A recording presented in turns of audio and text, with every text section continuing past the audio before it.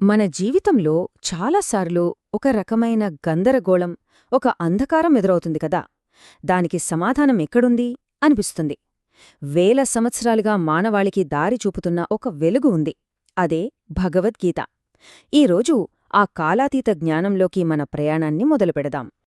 అంటే ఈ బోధనలు ఏదో పాతకాలం నాటి యుద్ధభూమికే పరిమితమైనవి కాదనమాట. అవి మన జీవితంలోని ప్రతి సంఘర్షణకు, మనం తీసుకునే ప్రతి నిర్ణయానికీ వర్తిస్తాయి. అందుకే గీత తరతరాలుగా మనకు దారి చూపే దీపంలా నిలిచింది. సరే పదండి, మన కథ ఎక్కడ మొదలైందో అక్కడికి వెళ్దాం. ఆ ప్రదేశం పవిత్ర కురుక్షేత్ర భూమి. చరిత్రలోనే అతిపెద్ద యుద్ధం మొదలవ్వడానికి కొన్ని క్షణాలు మాత్రమే మిగిలియున్నాయి. ఇక్కడ రెండు సైన్యాలు కేవలం భూమి కోసం పోరాడటం లేదు. ఇది ధర్మానికి, అధర్మానికి మధ్య జరుగుతున్న పోరాటం. ఒకవైపు ధర్మ మార్గంలో నిలబడ్డ పాండవులు, మరోవైపు వాళ్ల బంధువులైన కౌరవులు. శంఖాల శబ్దాలు యుద్ధం మొదలైందని ప్రకటిస్తున్నాయి. మరి ఈ యుద్ధరంగం మధ్యలో ఉన్నాడు మన కథానాయకుడు. ఆ కాలంలో అతని మించిన విలుకాడు లేడు. అతనే అర్జునుడు. అతని సారథి ఎవరో తెలుసా? సాక్షాత్తు శ్రీకృష్ణుడు. కాని అసలు యుద్ధం ఆయుధాలతో కాదు, అర్జునుడి మనసులోనే మొదలవ్వబోతోంది.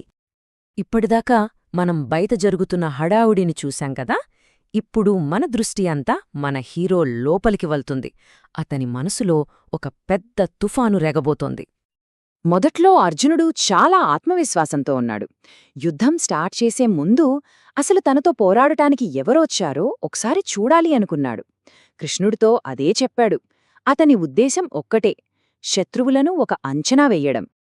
కాని రథం మధ్యలోకి వెళ్ళాక అక్కడ కనిపించిన దృశ్యం అతన్ని కుదిపేసింది. అక్కడ ఉన్నది శత్రువులు కాదు, తన వాళ్లు, తను ఎంతగానో గౌరవించే గురువులు, తాతయ్యలు, తన అన్నదమ్ములు, స్నేహితులు. వీళ్లమీద బాణం ఎలా వెయ్యాలి? ఈ ఆలోచనే అతన్ని నిలుమునా దహించివేసింది. వెంటనే అతని ధైర్యం మొత్తం నీరుగారిపోయింది. ఒక లోతైన నైతిక సంక్షోభంలో చిక్కుకుపోయాడు. ఈ ప్రశ్నలు ఒక్క అర్జునుడు మాత్రమే కాదు, మన జీవితంలో కూడా ఇలాంటి ధర్మ సంకటాలు ఎదురైనప్పుడు మనందరం అడిగే ప్రశ్నలే ఇవి. కాబట్టి ఇక్కడ అతని అంతర్మథనం చాలా కీలకం. ఆ క్షణంలో ఆ మహాయోధుడు అక్షరాలా కుప్పుకోలిపోయాడు. అతని శరీరం వణికిపోతోంది, మనసులో ఏవేవో ఆలోచనలతో గందరగోళం. చివరికి చేతిలో ఉన్న గాండీవం కూడా జారిపోయింది. చూడండి, యుద్ధం చెయ్యాలనే ఆలోచనే అతని ఎంత నిస్సహాయుడిగా చేసిందో. ఇక్కడే కథ మొత్తం మలుపు తిరుగుతుంది. ఈ నిరాశ, ఈ దుఃఖం నుంచే మానవాళికి అందిన ఒక గొప్ప ఆధ్యాత్మిక జ్ఞానం మొదలవుతుంది. అవును, శ్రీకృష్ణుడి బోధనలు ఇక్కడినుంచే మొదలవుతాయి. అర్జునుడు అలా దుఃఖంలో మునిగిపోయినప్పుడు కృష్ణుడు అతన్ని ఓదార్చలేదు, ఏడవకు అని చెప్పలేదు. దానికి బదులుగా అతని ఆలోచనా విధానాన్నే ప్రశ్నించే ఒక మాట అన్నారు. ఈ ఒక్క వాక్యంతో కృష్ణుడు అర్జునుడి దృష్టిని సమస్య నుంచి సత్యం వైపు తిప్పారు. కృష్ణుడు చాలా కరుణతో అర్జునుడి బాధకు అసలు కారణమేంటని ప్రశ్నించడం మొదలుపెడతాడు. నష్టం, బంధం, వీటన్నిటిపై అర్జునుడికున్న అభిప్రాయాల్నే సవాలు చేస్తాడు. ఈ ప్రశ్నతోనే గీతాబోధానే మహాయజ్ఞం ప్రారంభమవుతుంది. ఇప్పుడు శ్రీకృష్ణుడు గీతలో చెప్పిన మొట్టమొదటి, ఇంకా అత్యంత ముఖ్యమైన నిజాన్ని వివరిస్తాడు. ఇది మనల్ని మనం సరిగ్గా అర్థం చేసుకోవడానికి ఒక పునాదిలాంటిది.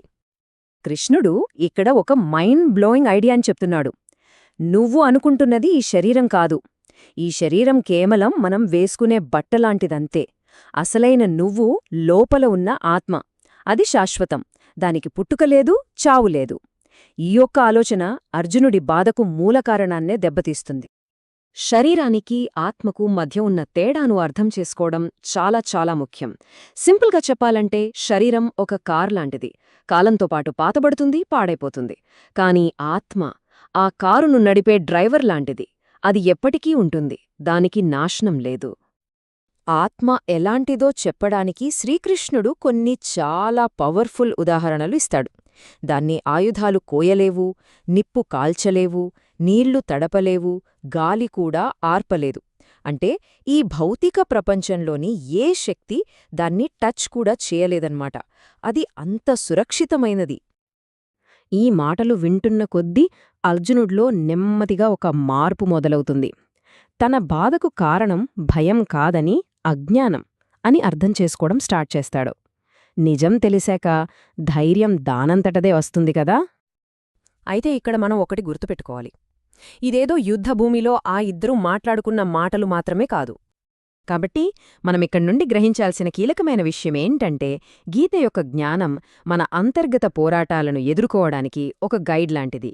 మనందరిలోనూ ఒక అర్జునుడున్నాడు, మనందరికీ ఒక కృష్ణుడిలాంటి మార్గదర్శకత్వం అవసరం. సరే, శరీరం ముఖ్యం కాదు, ఆత్మనే శాశ్వతం అని తెలిసింది. అంతా బానే ఉంది. కాని మరి ఇప్పుడు ఏం చేయాలి? ఎలా బ్రతకాలి? ఏది సరైన పని?